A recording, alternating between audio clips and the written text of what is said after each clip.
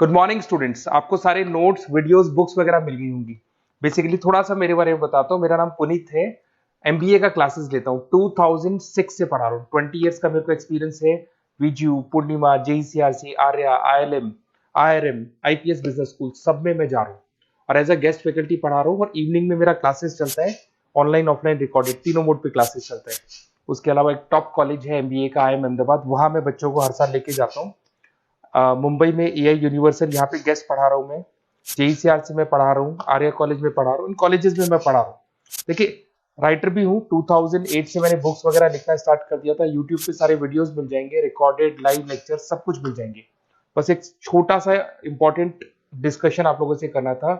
MBA आप कहीं से भी करें, थोड़ा सा मेरे से आप डिस्कस करके अगर आप एमबीए ज्वाइन करते हैं तो आप थोड़ा सेफर मोड में रहेंगे। उसका रीजन बताता हूँ क्यों। क्योंकि मेरे को जो एक्सपीरियंस है ना 20 इयर्स का, एमबीए में प्लेसमेंट होगा कि नहीं होगा, कॉलेजेस कैसे पढ़ाते हैं, क्या उनका प्लेसमेंट स्ट्रक्चर है, क्या इंटरनल एक्सटर्नल इन्फॉर्मेशन है, मेन चीज अंदर क्या चल रहा है उनके। क्योंकि मैं तो रेगुलर कॉलेजेस में जा रहा हूँ तो मेरे को पता है कौन से कॉलेज में क्या चल रहा है। तो आप मेरे से थोड़ा सा एडवाइस लेके अगर आप एडमिशन लेते हैं तो थोड़ा सा सेफर जोन में रहेंगे। बाकी आपके डिस्टेंस के ऑनलाइन के एडमिशन, मणिपाल हो गया, एमएटी हो गया, ज्ञान विहार हो गया, तो यहाँ भी आपको अवेलेबल हो जाएंगे। तो आप अगर एडमिशन लेते हैं तो प्लीज मेरे से कंसल्ट करना। हो सकता है कि मैं आपको एक बेस्ट कॉलेज बता पाऊं और एक सेफर जोन में लेके जा पाऊं। क्योंकि एडमिशन लेने के बाद बच्चों को लगता है कि यार गलत जगह चले गए।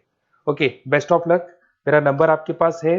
साथ के साथ अगर आपको कोई और क्वेरी चाहिए तो मेरे को व्हाट्सअप करें या कॉल कर सकते हैं। Okay, best of luck.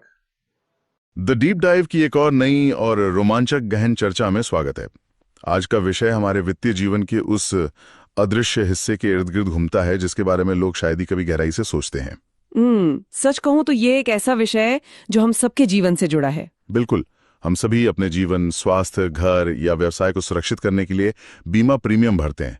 बदले में हमें एक तरह की मानसिक शांति मिलती है कि अगर कोई अनपेक्षित वित्तीय संकट आया तो कोई विशाल संस्था हमें संभाल लेगी। एक बहुत बड़ा सेफ्टी नेट मिल जाता है लोगों को। हाँ, लेकिन क्या कभी किसी ने इस बात पे गौर किया है कि जो संस्थाएं पूरी दुनिया का जोखिम उठा रही हैं, खुद उन्हें जोखिमों से कौन बचाता है?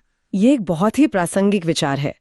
आम धारणा ये होती है कि बीमा कंपनियां एक तरह इसकी मतलब असीमित तिजोरियां हैं। हाँ, जहां पैसा बस इकट्ठा होता रहता है। बिल्कुल, लेकिन अगर हम उनके ऑपरेशंस के पीछे के गणित को देखें तो ये किसी कसी हुई रस्सी पर चलने जैसा है। कसी हुई रस्सी पर? हाँ, क्योंकि एक तरफ उन्हें लगातार दावों का भुगतान करना है और दूसरी तरफ भविष्य के अनजाने खतरों के लिए खुद को तैयार रखना है। और इसीलिए आज की इस विस्तृत चर्चा का हमारा mission the architecture of insurance risk management नामक स्रोत सामग्री के अंशों का गहराई से विश्लेषण करना है। इस चर्चा का मुख्य उद्देश्य उस जटिल और अदृश्य प्रणाली को समझना है जो इन विशाल बीमा कंपनियों को न केवल दिवालिया होने से बचाती है बल्कि एक अत्यधिक अस्थिर बाजार में मुनाफे में भी रखती है, जो कि अपने आप में एक बहुत बड़ा काम है। ठीक है, चलिए इसे विस्तार से समझते हैं। आखिर ये पूरी व्यवस्था अपने आप में काम कैसे करती है। यहाँ सबसे दिलचस्प बात यह है कि बीमा कंपनियों का मुख्य काम केवल पॉलिसी बेचना और प्रीमियम का गणित लगाना नहीं है। तो फिर मुख्य काम क्या है? वे अपने आप में कई तरह के जटिल और भारी जोखिमों का लगातार सामना करती हैं।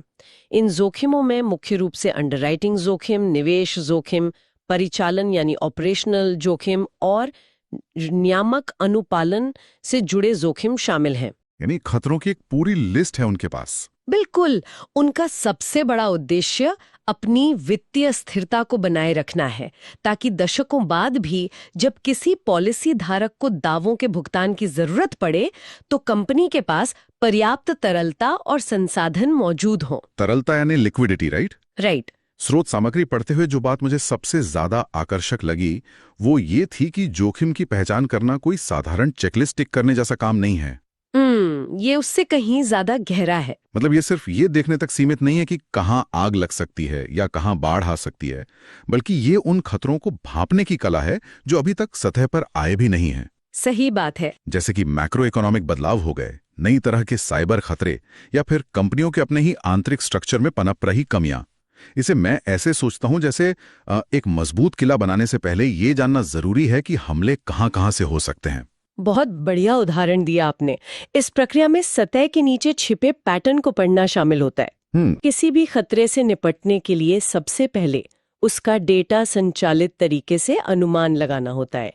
इसके लिए कंपनियां क्वांटिटेटिव एनालिसिस और बहुत ही उन्नत सिनेरियो मॉडलिंग का उपयोग करती हैं। सिनेरियो मॉडलिंग मतलब अलग-अलग परिदृश्य बनाना। हाँ, वे केवल इतिहास के पन्नों को नहीं पलटती, बल्कि भविष्य की कई समानांतर संभावनाओं का निर्माण करती हैं। ये सिनेरियो मॉडलिंग वाला हिस्सा मुझे काफी दिलचस्प लगा।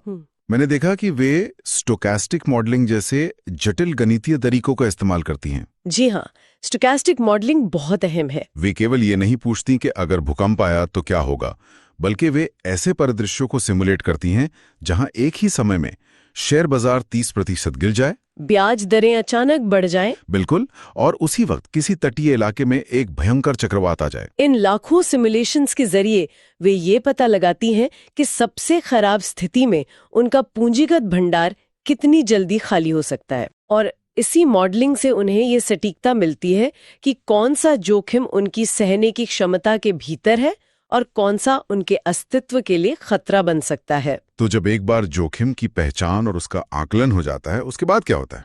जब एक बार ये स्पष्ट हो जाता है कि जोखिम की गंभीरता और आवृत्ति क्या हो सकती है, तो अगला कदम उसे न्यूट्रलाइज करना होता है। इसमें विविधीकरण यानी डाइवर्सिफिकेशन सबसे बड़ी भूमिका निभाता है। और स्रोत सामग्री इस विविधीकरण को बहुत ही तकनीकी नजरिए से पेश करती है। ये केवल अलग-अलग भौगोलिक क्षेत्रों में पॉलिसी बेचने के बारे में नहीं है। नहीं, बिल्कुल नहीं। ये जोखिम के सहसंबंध को तोड़ने के बारे में है। सहसंबंध यानी कोरिलेशन। हाँ, उदाहरण के लिए वे सुनिश्चित करते हैं कि उनका पोर्टफोलियो किसी एक ही इंडस्ट्री पर बहुत ज्यादा निर्भर न हो। सही कहा। अगर एक ऐसा आर्थिक संकट आता है जो एविएशन सेक्टर को तबाह कर दे, तो उनके पास हेल्थ केयर या मरीन इंश्योरेंस का ऐसा मजबूत पोर्टफोलियो होना चाहिए जो उस झटके को सोख सके। इस सहज संबंध को तोड़ना ही अंडरराइटिंग को एक विज्ञान बनाता है।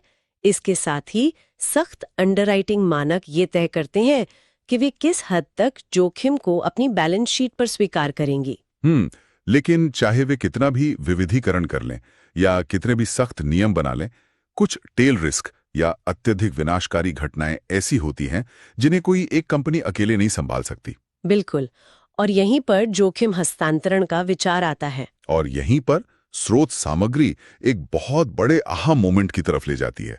मुझे पढ़कर बहुत हैरानी हुई कि बीमा कंपनियों का भी अपना एक सुरक्षा जाल होता है। मतलब वे खुद भी बीमा करवाते हैं? हाँ, जोखिम के हस्तांतरण का ये पूरा कॉन्सेप्ट, जिसे हम पुनर्बीमा या री इंश्योरेंस कहते हैं, पूरी वैश्विक अर्थव्यवस्था के लिए एक शॉक अब्जॉर्बर का काम करता है। पुनर्बीमा वास्तव में वो वित्तीय पुल है जो स्थानीय जोखिमों को वैश्विक पूंजी से जोड़ता है। कैसे, थोड़ा समझा? देखिए, जब कोई बीमा कंपनी अपने जोखिम का एक बड़ा हिस्सा दुनिया भर के पुनर्बीमाकर्ताओं यानी री इंश्योरेंस को ट्रांसफर कर देती है, तो वो एक तरह से अपने ऊपर आने वाले किसी भी अचानक और विशाल वित्तीय दबाव को कई मजबूत कंधों पर बांट देती है। मैंने स्रोत सामग्री में यह भी पढ़ा कि ये पुनर्बीमा कई परतों में काम करता है।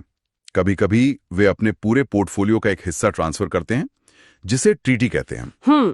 ट्रीटी री इंश्योरेंस। और कभी कभी किसी बहुत बड़े प्रोजेक्ट जैसे कि किसी विशाल ऑयल रेग या सैटेलाइट लॉन्च के लिए अलग से कवर लेते हैं। जी, लेकिन इस पूरे सिस्टम को सुचारू रूप से चलाने के लिए एक निरंतर निगरानी की आवश्यकता होती है। मतलब ये कोई एक बार का काम नहीं है? बिल्कुल नहीं। आज के समय में जहां बाजार एक सेकंड में बदल जाते हैं, ये कंपनियां साल के एंड में रिपोर्ट का इंतजार नहीं कर सकती। सही बात है। यही कारण है कि जोखिम की निगरानी और नियंत्रण एक स्थिर प्रक्रिया नहीं है। यह एक डायनामिक रियल टाइम ऑपरेशन है। उन्नत रिस्क मैनेजमेंट फ्रेमवर्क और डैशबोर्ड्स के जरिए कंपनियां अपने एक्सपोजर की पल पल की जानकारी रखती हैं। तो अगर बाजार में कोई अचानक अस्थिरता आती है या किसी विशेष क्षेत्र से दावों में अप्रत्याशित वृद्धि दिखने लगती है, तो वे तुरंत अपने अंडरराइटिंग दिशा निर्देशों में बदलाव कर सकती हैं या अपने निवेश पोर्टफोलियो को रीबैलेंस कर सकती हैं। यहाँ कहानी सच में बहुत दिलचस्प हो जाती है, क्योंकि जब हम इन वैश्विक सिद्धांतों को किसी विशिष्ट बाजार में लागू होते हुए देखते हैं तो उसकी जटिलता और भी स्पष्ट हो जाती है। आप भारतीय बाजार की बात कर रहे हैं? बिल्कुल। हमारी स्रोत सामग्री ने भारतीय बीमा क्षेत्र का एक बहुत ही व्यावहारिक विश्लेषण प्रस्तुत किया है। भारत जैसे विविधतापूर्ण और तेजी से विकसित हो रहे मार्केट में, जहां जनसांख्यिकी और आर्थिक परिदृश्य इतनी तेजी से बदल रहे हैं, वहां इन कंपनियों का जोखिम प्रबंधन का तरीका भी बहुत विशिष्ट हो जाता है। हाँ, भारतीय संदर्भ में अंडरराइटिंग की बात करें तो ये केवल उम्र या सामान्य स्वास्थ्य विवरण देखने तक सीमित नहीं रह गया है। तो अब वे क्या देखते हैं? आज भारतीय बीमाकर्ता प्रिडिक्टिव एनालिटिक्स और वैकल्पिक डेटा स्रोतों का गहराई से विश्लेषण कर रहे हैं। वे जीवन शैली से जुड़ी बीमारियों के रुझान, व्यावसायिक खतरों और यहाँ तक कि विशिष्ट भौगोलिक क्षेत्रों में जलवायु परिवर्तन के प्रभावों का भी आकलन कर रहे हैं। और ये आकलन सीधे तौर पर यह तय करता है कि भविष्य में दावों की संभावना क्या होगी और प्रीमियम की दरें क्या होनी चाहिए। सही। लेकिन एक सवाल जो अक्सर इस विषय में रुचि रखने वालों के दिमाग में आता है वो ये है कि इन कंपनियों के पास जो प्रीमियम का इतना विशाल भंडार इकट्ठा होता है उसका क्या होता है? ये एक बहुत महत्वपूर्ण पहलू है। हम जानते हैं कि वह इस पैसे को निष्क्रिय नहीं छोड़ सकते, बस तिजोरी में बंद करके। और यहीं निवेश जोखिम प्रबंधन तस्वीर में आता है। भारतीय बीमाकर्ताओं के सामने सबसे बड़ी चुनौती एसेट लायबिलिटी मिसमैच से बचने की होती है। Asset liability mismatch? हाँ, उन्हें यह सुनिश्चित करना होता है कि उनके निवेश से मिलने वाला रिटर्न और नकदी प्रवाह ठीक उसी समय उपलब्ध हो जब ग्राहकों के दावे भुगतान के लिए आएं। ये तो एक बहुत ही नाजुक संतुलन है। स्रोत सामग्री में बताया गया है कि भारत में वे अपने निवेश को मुख्य रूप से फिक्स्ड इनकम सिक्योरिटीज जैसे कि लंबी अवधि के सरकारी और इंफ्रास्ट्रक्चर बॉन्ड्स में लगाते हैं। क्योंकि वो सुरक्षित होते हैं। हाँ, सुरक्षित होते हैं और उनकी दीर्घकालिक देनदारियों से मेल खाते हैं। लेकिन इसके साथ ही वे मुनाफे को मुद्रास्फीति से ऊपर रखने के लिए इक्विटी और वैकल्पिक निवेशों का भी एक सधा हुआ मिश्रण तैयार करते हैं। बाजार की इतनी भारी अस्थिरता के बीच ये संतुलन बनाए रखना वाकई एक कला है। बिल्कुल। भी उसी स्तर की सतर्कता के साथ निपटना होता है। अंदर के खतरे, आप ऑपरेशनल रिस्क की बात कर रही हैं? हाँ, जब हम परिचालन जोखिम प्रबंधन की बात करते हैं तो ये अक्सर अंडरराइटिंग या निवेश जितना ग्लैमरस नहीं लगता, लेकिन ये उतना ही घातक हो सकता है। इसे ऐसे सोचिए, हम अपनी आम जिंदगी में कभी कभी गलत क्यूआर कोड स्कैन करके या गलत नंबर डाल के 200 रुपए किसी और को भेज देते हैं और उतने में ही हमारे पसीने छूट जाते हैं। बिल्कुल। अब एक बीमा कंपनी के स्तर पर सोचिए, जहां रोजाना करोड़ों रुपए का लेन देन हो रहा है, लाखों ग्राहकों का संवेदनशील डेटा स्टोर है। वहां एक छोटी सी मानवीय गलती, सिस्टम में एक मामूली सा ग्लिच या कोई साइबर सेंधमारी कितना भयानक रूप ले सकती है। ये एक बहुत ही सटीक तुलना है। इसी परिचालन जोखिम को कम करने के लिए भारतीय बीमा कंपनियां अपने तकनीकी बुनियादी ढांचे में भारी निवेश कर रही हैं। तकनीक से ही इसे रोका जा सकता है। जी, वे न केवल रियल टाइम मॉनिटरिंग सिस्टम का उपयोग करती हैं, बल्कि नियमित ऑडिट, कठोर आंतरिक समीक्षाएं और मजबूत डिजास्टर रिकवरी साइट्स भी मेंटेन करती हैं। डिजास्टर रिकवरी साइट्स यानी बैकअप? हाँ, उद्देश्य ये होता है कि अगर मुख्य सिस्टम किसी कारण से क्रैश भी हो जाए तो ऑपरेशंस बिना किसी रुकावट के चलते रहें। तो इस सब का असल में क्या मतलब है? हमने देख लिया कि एक बीमा कंपनी अंडरराइटिंग के मोर्चे पर गणित लगा रही है, निवेश के मोर्चे पर बाजार से खेल रही है और ऑपरेशंस के मोर्चे पर साइबर और मानवीय त्रुटियों से लड़ रही है। लेकिन इस पूरे तंत्र को एक साथ बांध कर कौन रखता है? ये सुनिश्चित करने की जिम्मेदारी किसकी है कि ये कंपनियां अपने मुनाफे के चक्कर में अत्यधिक जोखिम न ले बैठे? यहीं पर नियामक जोखिम प्रबंधन की भूमिका सबसे अहम हो जाती है। मतलब रेगुलेटरी रिस्क मैनेजमेंट। अगर हम इसे बड़े परिप्रेक्ष्य में देखें तो भारत में IRDAI केवल नियमों की एक किताब लेकर नहीं बैठा है, ये एक सक्रिय पर्यवेक्षक की तरह काम करता है। IRDAI यानी बीमा नियामक और विकास प्राधिकरण। जी। भारत का नियामक ढांचा काफी हद तक जोखिम आधारित पर्यवेक्षण की ओर बढ़ रहा है, रिस्क बेस्ड सुपरविजन। इसका क्या मतलब हुआ? इसका मतलब है कि नियामक ये देखता है कि किसी कंपनी के पोर्टफोलियो में कितना जोखिम है और उसी अनुपात में उन्हें अपने पास पूंजी बनाए रखनी होती है। इसे सॉल्वेंसी मार्जिन कहते हैं। और कंपनियों के लिए इन बदलते नियमों के साथ अनुपालन सुनिश्चित करना कोई विकल्प नहीं है, ये एक मजबूरी है। बिल्कुल। स्रोत सामग्री स्पष्ट करती है कि इसके लिए एक बहुत ही मजबूत गवर्नेंस स्ट्रक्चर की जरूरत होती है। अगर कंप्लायंस में कोई चूक होती है तो इसके नतीजे सिर्फ जुर्माने तक सीमित नहीं रहते। नहीं, इसका असर बहुत गहरा होता है। ये कंपनी की प्रतिष्ठा और उसके संचालन के लाइसेंस पर भी सीधा प्रहार कर सकता है। बिल्कुल। और इस नियामक ढांचे के भीतर काम करते हुए जो एक और बहुत ही दिलचस्प रणनीति उभर कर आती है, वो है भारतीय बाजार में पुनर्बीमा का रणनीतिक उपयोग। हमने पहले बात की थी कि कैसे पुनर्बीमा जोखिम को ट्रांसफर करके सुरक्षा प्रदान करता है। हाँ, लेकिन स्रोत सामग्री इसके एक और शायद अधिक शक्तिशाली पहलू को उजागर करती है, और वो है पूंजी दक्षता। Capital efficiency. ये एक बहुत ही शानदार कॉन्सेप्ट है जिसे स्रोत सामग्री ने गहराई से छुआ है। जी, मैं समझाती हूँ। हाँ, बताइए। जब एक बीमा कंपनी अपना एक बड़ा जोखिम पुनर्बीमाकर्ता को सौंप देती है, तो इरडाई के नियमों के अनुसार अब उसे उस विशिष्ट जोखिम को कवर करने के लिए अपने पास बहुत सारी ब्लॉक पूंजी रखने की आवश्यकता नहीं होती। वो पूंजी मुक्त हो जाती है। और वो मुक्त हुई पूंजी निष्क्रिय नहीं पड़ी रहती। बिल्कुल नहीं।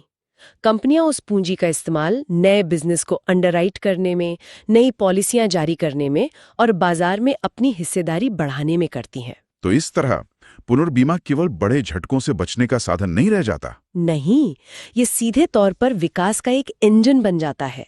ये कंपनियों को सुरक्षित रहते हुए तेजी से विस्तार करने की क्षमता देता है। तो आज की हमारी इस विस्तृत चर्चा के धागों को अगर एक साथ पिरोया जाए तो हमें क्या तस्वीर मिलती है? हमने शुरुआत की थी इस सवाल से कि बीमा कंपनियों की रक्षा कौन करता है, और अब ये स्पष्ट है कि इसके पीछे कोई एक जादुई छड़ी नहीं है, बल्कि एक अत्यधिक जटिल, बहुस्तरीय और निरंतर चलने वाली वित्तीय मशीनरी है। सही बात है। जोखिम की पहचान के शुरुआती सिमुलेशन से लेकर एसेट लायबिलिटी के प्रबंधन, परिचालन की सुरक्षा, इरडाई के कड़े नियमन और अंततः पुनर्बीमा के उस वैश्विक सुरक्षा जाल तक, ये सब मिलकर वो अदृश्य आर्किटेक्चर बनाते हैं जिस पर यह पूरा उद्योग खड़ा है। और इस पूरी प्रणाली की सबसे बड़ी खूबी इसका आपस में जुड़ा होना है। जोखिम प्रबंधन के ये सभी स्तंभ अलग अलग काम नहीं करते, बल्कि एक दूसरे को लगातार फीड करते हैं और एक दूसरे के प्रभाव को संतुलित करते हैं। अब यहाँ ये सोचना जरूरी है कि ये सब ज्ञान आम लोगों के लिए क्यों मायने रखता है जो पॉलिसी खरीदते हैं। ये एक बहुत जरूरी सवाल है। जब कोई व्यक्ति अपनी गाड़ी कमाई का एक हिस्सा अपनी कार, अपने स्वास्थ्य या अपने जीवन की सुरक्षा के लिए किसी कंपनी को सौंपता है, तो वो अनिवार्य रूप से एक अमूर्त वादा खरीद रहा होता है। बिल्कुल। ये जानना कि उस वादे के पीछे जोखिम प्रबंधन का एक इतना मजबूत और वैज्ञानिक ढांचा खड़ा है, उस भरोसे को असल मायने में पुख्ता करता है। ये विश्वास दिलाता है कि जब जरूरत का वक्त आएगा तो क्लेम का पैसा सुरक्षित रहेगा। ये एक बहुत ही तार्किक निष्कर्ष है। लेकिन अगर हम आज की इस पूरी स्रोत सामग्री की नींव पर खड़े होकर भविष्य की ओर देखें, तो ये एक महत्वपूर्ण सवाल खड़ा करता है। कैसा सवाल? देखिए, हमने ये तो समझ लिया कि बीमा कंपनियों के इस पूरे वास्तुकला में पुनर्बीमाकर्ताओं की भूमिका एक तरह से अंतिम रक्षक की है। हाँ, लेंडर्स ऑफ लास्ट रिजॉर्ट की तरह। वे पूरी दुनिया का सबसे बड़ा और सबसे विनाशकारी जोखिम अपने कंधों पर उठाते हैं। लेकिन क्या होगा अगर कल को कोई ऐसी वैश्विक और अभूतपूर्व आपदा आ जाए जिसकी किसी ने अपने स्टोकेस्टिक मॉडल में भी कल्पना ना की हो? बाप रे, किसी ऐसी आपदा का विचार ही रोंगटे खड़े कर देने वाला है। सोचिए, कोई ऐसी महामारी जो कई महाद्वीपों के स्वास्थ्य और आर्थिक बुनियादी ढांचे को एक साथ पंगु बना दे। या जलवायु परिवर्तन से जुड़ी कोई ऐसी श्रृंखलाबद्ध तबाही जो एक ही समय में दुनिया के कई प्रमुख शहरों को अपनी चपेट में ले ले। बिल्कुल। अगर वो तबाही इतनी विशाल और व्यापक हो कि दुनिया भर के सभी प्रमुख पुनर्बीमाकर्ताओं के सामूहिक रिजर्व्स भी उसे कवर करने में विफल हो जाएं, तब क्या होगा? जब सुरक्षा देने वालों का अपना सुरक्षा जाल ही टूट जाएगा, तो क्या जोखिम प्रबंधन का ये आधुनिक ढांचा पूरी वैश्विक अर्थव्यवस्था को ताश के पत्तों की तरह बिखरने से रोक पाएगा? ये सच में एक ऐसा विचारोत्तेजक और गहरा सवाल है जो इस पूरी व्यवस्था की अंतिम सीमाओं को चुनौती देता है। जब हम सिमुलेशंस और गणितीय मॉडल्स के पार जाते हैं, तो प्रकृति और भविष्य की अनिश्चितता हमेशा हमसे एक कदम आगे ही नजर आती है। सही कहा आपने। ये निश्चित रूप से कुछ ऐसा है जिस पर लोगों को गहराई से सोचने की जरूरत है, खासकर आज के इस तेजी से आपस में जुड़ते और अनिश्चित होते जा रहे विश्व में। बिल्कुल। खैर, आज की इस गहन चर्चा को हम इसी विचार के साथ यहीं विराम देते हैं। इस अदृश्य वित्तीय दुनिया के आर्किटेक्चर को समझने से यकीनन हमारे आसपास काम कर रहे सिस्टम्स को देखने का एक नया नजरिया मिला होगा। ऐसे ही जटिल विषयों को डिकोड करने और कुछ नया सीखते रहने की इस यात्रा में हमारे साथ बने रहने के लिए शुक्रिया। फिर मिलेंगे एक नई गहन चर्चा के साथ।